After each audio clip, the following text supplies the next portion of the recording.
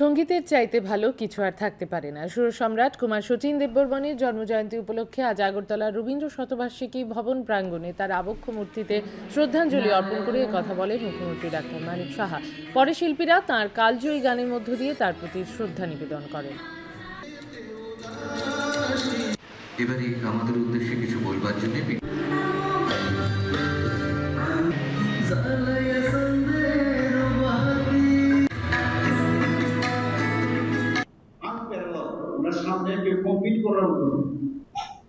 এবং এখানে বলা হয়েছে প্রায় যে 42 বছরের 42 বছরের যে সঙ্গীত, 18টি বাংলা এবং 99টি হিন্দি সিনেমায় সঙ্গীত পরিচালনা করেন।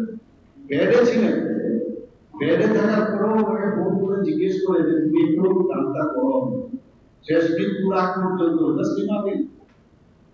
নিজেরই সৃষ্টি, নিজেই বুঝতে চাইছে যে আমি যে গানটা কিরকম সুরটা হলো।